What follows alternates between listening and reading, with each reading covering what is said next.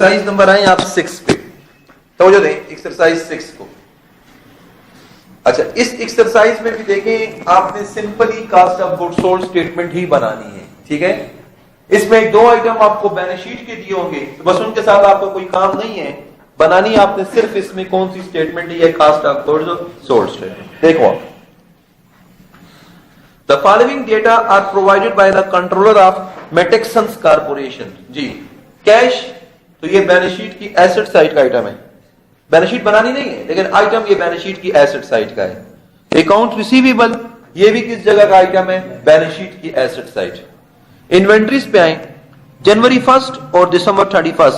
जी, तो जनवरी 1 means opening inventory है और दिसंबर 31 कौन सी इन्वेंट्री है, क्लोजिंग। फिनिश गुड्स की, वर्क इन प्रोसेस की और मटेरियल की। मटेरियल परचेस्ड ये भी कास्ट ऑफ गुड्स सोल्ड का आइटम है। सेल्स डिस्काउंट ये इनकम स्टेटमेंट का आइटम है। FOH excluding depreciation 4,78,400।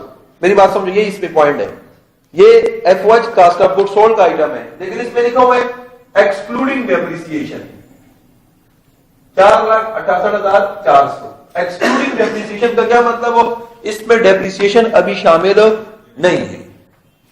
तो 4,68,400 एफओएच है लेकिन एक्सक्लूडिंग डेप्रिसिएशन का क्या मतलब, इसमें अभी डेप्रिसिएशन शामिल नहीं है। तो डेप्रिसिएशन अभी आपने इसमें क्या करनी होगी, शामिल करनी होगी। बहरहाल वो कितनी है मैं क्लियर करता हूं अभी। Marketing and administrative expense excluding depreciation ये इनकम स्टेटमेंट का आइटम है लेकिन इसके साथ एक्सक्लूडिंग डेप्रिसिएशन क्यों लिखा है वो मैं क्लियर करता हूं अभी आपको।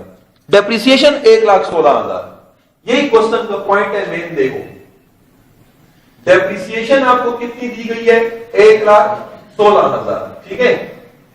तो सुनिए आप, 1,16,000 की आपको क्या दे दी गई है, डेप्रिसिएशन। अच्छा, अब मेरी बात समझे, इस डेप्रिसिएशन में कुछ डेप्रिसिएशन ऐसी है जो फैक्ट्री की मशीन्स पर है और कुछ डेप्रिसिएशन ऐसी है जो कि सेल ऑफिस, मार्केटिंग ऑफिस या एडमिनिस्ट्रेशन ऑफिस की मशीन पर है। तो लड़के कहते हैं चलो फैक्ट्री की मशीन में डेप्रिसिएशन ठीक है, फैक्ट्री में तो मशीनें बड़ी होती हैं, ये सेल ऑफिस या मार्केटिंग ऑफिस या एडमिनिस्ट्रेशन ऑफिस में किस किस्म की मशीनें होती हैं।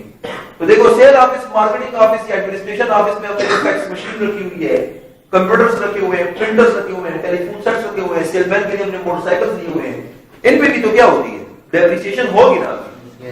एक मिनट ऑन कर। अच्छा, तो अब जो सेल ऑफिस, मार्केटिंग ऑफिस और एडमिनिस्ट्रेशन ऑफिस में मशीनें होती हैं उनकी भी डेप्रिसिएशन तो आपकी होती है ना। तो अब असल में इस 1,16,000 में डेप्रिसिएशन में फैक्ट्री की मशीन की डेप्रिसिएशन है और सेल ऑफिस की मशीन की डेप्रिसिएशन भी है। तो अब आपने करना क्या है, जो फैक्ट्री की मशीन की डेप्रिसिएशन है ना उसका ताल्लुक किससे जाएगा, एफओएच से चला जाएगा। लेकिन जो सेल ऑफिस की मशीन की डेप्रिसिएशन है या मार्केटिंग ऑफिस की या एडमिनिस्ट्रेशन ऑफिस की, तो उसका ताल्लुक तो एफओएच से नहीं आता, उसका ताल्लुक फिर कौन सी स्टेटमेंट से जाएगा, इनकम स्टेटमेंट से। तो मतलब इस डेप्रिसिएशन को आपने डिवाइड करना है। कैसे डिवाइड करना है, फैक्ट्री की डेप्रिसिएशन को कहां डाल दोगे, एफओएच में, और सेल ऑफिस या मार्केटिंग ऑफिस या एडमिनिस्ट्रेशन ऑफिस की डेप्रिसिएशन को कहां डाल दोगे, इनकम स्टेटमेंट में। तो देखो ना, 1,16,000 डेप्रिसिएशन है, 90% टू मैन्युफैक्चरिंग। जी, इसमें 90% डेप्रिसिएशन का ताल्लुक किससे है, मैन्युफैक्चरिंग से। तो 1,16,000 का अगर आप 90% ले लो तो 1,04,400, इसका ताल्लुक किससे आ जाएगा, मैन्युफैक्चरिंग। मैन्युफैक्चरिंग का क्या मतलब, एफओएच से, ठीक है। And 10% to marketing and administrative expense. और इस 1,16,000 का बाकी जो 10% बनता है, कितना बनता है, 11,600, इसका ताल्लुक किससे आ जाएगा, मार्केटिंग एंड एडमिनिस्ट्रेशन एक्सपेंस। जी, मार्केटिंग एंड एडमिनिस्ट्रेशन एक्सपेंस का क्या मतलब, इसका ताल्लुक आपका कौन सी स्टेटमेंट से चला जाएगा, इनकम स्टेटमेंट से। मतलब इसमें क्या करना है, डेप्रिसिएशन को दो हिस्सों में डिवाइड करना है। जो फैक्ट्री की डेप्रिसिएशन है वो कास्ट ऑफ गुड्स सोल्ड में ले जाओगे और जो सेल ऑफिस की डेप्रिसिएशन है वो आपने कहां ले जानी है, इनकम स्टेटमेंट। ठीक हो गया। अच्छा, नेक्स्ट, सेल्स इनकम स्टेटमेंट का आइटम है, direct labour cost of goods sold का आइटम है। फ्रेट ऑन मटेरियल परचेज, हमने मटेरियल परचेज किया, इस पर फ्रेट अदा किया, डायरेक्ट एक्सपेंस है तो कास्ट ऑफ गुड्स सोल्ड में मटेरियल परचेज के साथ ऐड कर देंगे। रेंटल इनकम रेंटल इनकम का क्या मतलब? कोई बिल्डिंग हमने किराए पर दी है और उसका फिर हमें क्या वसूल हुआ है? किराया वसूल हुआ है, तो ये हमारी अदर इनकम में आ जाएगा, इनकम स्टेटमेंट में ऐड कर देंगे। और इंटरेस्ट ऑन बॉन्ड्स पेबल, जी बॉन्ड्स पेबल के नाम से हमने क्या लिया हुआ है? कर्जा लिया हुआ है, और उस कर्जे पर फिर क्या दिया है? इंटरेस्ट दिया है, यानी सूद दिया है। तो कर्जे पर जो हमने सूद दिया है, बॉन्ड्स पेबल का मतलब डिबेंचर्स, इस कंपनी ने डिबेंचर्स इशू करके, बॉन्ड्स इशू करके कर्जा लिया हुआ है, और उस कर्जे पर अगर हम सूद देते हैं तो ये हमारा फाइनेंशियल एक्सपेंस है।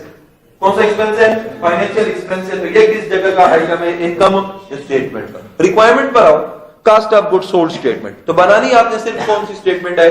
Cost of goods sold. तो बस बनाएंगे आप सिर्फ कौन सी statement? Cost of goods sold statement. तो बस कास्ट ऑफ गुड्स सोल्ड वाले आइटम ले लोगे, बाकी छोड़ दोगे सारे। तो बहरहाल बनाते हैं हम इसकी सिर्फ cost of goods sold statement. यह आ जाएगा कॉस्ट का कॉलम, यह आ जाएगा इनर कॉलम, ठीक है।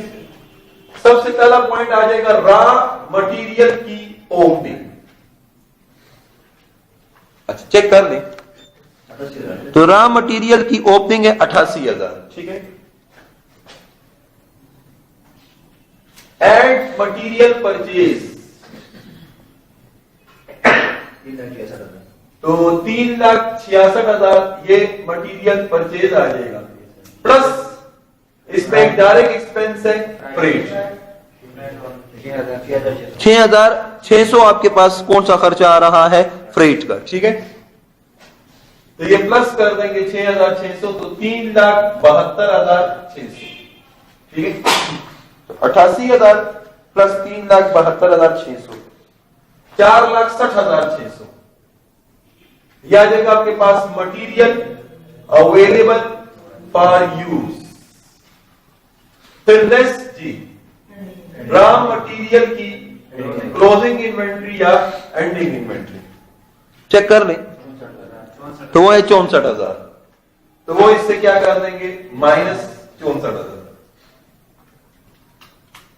तो 3,96,600।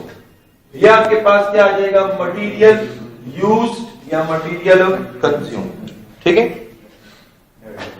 एंड डायरेक्ट लेबर कॉस्ट, ठीक है। तो डायरेक्ट लेबर कॉस्ट देख लो 5,23,600, ठीक है। तो 5,23,600 ये डायरेक्ट लेबर कॉस्ट है। तो 9,20,200 ये आपके पास कौन सी कास्ट आ जाएगी? प्राइम कास्ट, या इसको आप नाम दे दोगे बेसिक कास्ट। फिर एड एफओएच कास्ट, ये इनर में ले लो 4,68,400। चेक करो, यही है ना? Yes sir. 4,68,400 एक्सक्लूडिंग डेप्रिसिएशन, मतलब इसमें डेप्रिसिएशन शामिल नहीं है। तो अब डेप्रिसिएशन शामिल करनी है, वो कितनी है? तो 1,16,000 डेप्रिसिएशन है जी। इसमें 90% का ताल्लुक किससे है? मैन्युफैक्चरिंग से है। तो देखो प्लस डेप्रिसिएशन, तो 1,16,000 का 90% ले लो, तो 1,04,400। तो ये इसके साथ प्लस कर देंगे, तो 4,68,400 प्लस 1,04,400 5,72,800। ये आपके पास एफओएच कास्ट आ जाएगी। ये फिर प्लस कर देंगे जी, तो 14,93,000। ये आपके पास कौन सी कास्ट आ जाएगी? टोटल मैन्युफैक्चरिंग कास्ट या total factory cost 14,93,000। And work in process की ओपनिंग इन्वेंटरी चेक कर लो 29,800, ठीक है। तो ये 29,800 प्लस कर देंगे, तो 15,22,800। ये आपके पास आ जाएगा cost of work put into process, यानी कितना काम हमने प्रोसेस में क्या किया हुआ है? पुट किया हुआ है। फिर लेस जी वर्क इन प्रोसेस की कौन सी इन्वेंटरी? क्लोजिंग 38,800। तो ये बस 38,800 इससे क्या कर देंगे? माइनस, तो 14,84,000। ये आपके पास आ जाएगा cost of goods manufactured.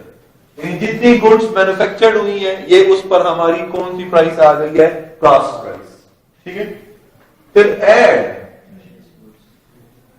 Finish goods की ओपनिंग इन्वेंट्री, चेक कर लो 44,200।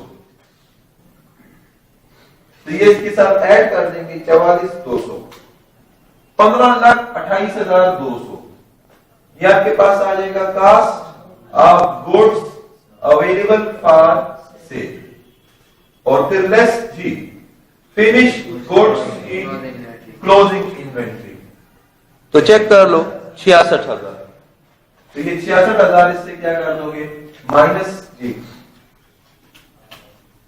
तो 14,62,200। ये आ जाएगा आपके पास कास्ट ऑफ गुड्स सोल्ड, यानी जितनी गुड्स सोल्ड हो गई हैं तो ये उन गुड्स पर हमारी कौन सी प्राइस आ गई है, कास्ट प्राइस। तो वही कास्ट मालूम करने के लिए हमने एक स्टेटमेंट बनाई और इसको हमने किसका नाम दिया है, cost of goods sold statement. Requirement को देखें, चेक करो, इसमें मांगा सिर्फ कौन सी स्टेटमेंट है, कास्ट ऑफ गुड्स सोल्ड। तो देखें ना, मैंने बना दी सिर्फ कौन सी स्टेटमेंट है, cost of goods sold statement.